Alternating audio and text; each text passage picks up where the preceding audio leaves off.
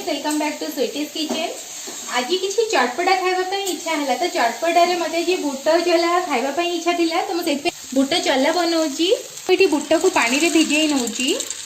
बुट को मुझे overnight बतुरिया छाड़देवी। Overnight बतुरला बुट ए बतुरी जाइए तो मुझे धोई नौची।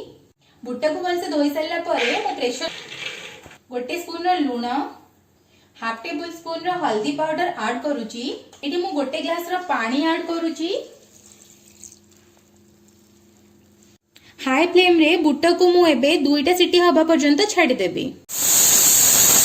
दुईटा सीटी एबे हेई गला तो मु गैस रो फ्लेम को ऑफ कर देबी। बुट चला बनाया पई मु एटी गोटे कढ़ाई को पूरा गरम करिया पई छाड़ी देइथिली। एबे मु इथिरे 2 टेबल स्पून रो सोरिष तेल ऐड करूची। गैस रो फ्लेम को मीडियम करी तेल को टिके समय गरम हबा पई छाड़ी दउची। तेल गरम हो गला परे ते छोट छोट काटी के पियाज ऐड करूची। पियाज को टिके समय फ्राई हबा पई छाड़ी देबी। पियाज टिके समय भाजी हो गला परे मु इथिरे 4 रु 5 टा रसुण को छोट छोट काटी के नेथिली ताकू मिसेई नेबी। पियाज और रसुण को मु टिके समय भाजी नउची। टिके भाजी हो गला परे मु इथिरे दुईटा कंचा लंका को छोट छोट काटी के नेथिली ताकू ऐड करूची। पियाज हल्का ब्राउन हैला परे मु इथिरे गोटे टमाटो काटी के नेची।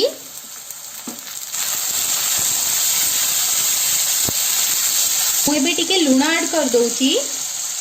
टिके चिली पाउडर 1 टेबल स्पून रो एटी चाट मसला ऐड करूची। ए सब को भलो भाबरे गोळेई नेबी। टमाटो टिके स्मूथ हैला परे मु इथिरे बुट ऐड करूची। बुट को मसला सहित मु भलसे गोळेई नउची। गैस रो फ्लेम को मीडियम करी मु बुट को एबे 5 मिनिट एमती कसी हबा पई छाडी देबी। बुट चला एबे बनी गला तो मु इथिरे किछि धनिया पत्र ऐड करूची। एबे बुट चला बनी गला तो मु गैस रो फ्लेम को ऑफ करी नेबी।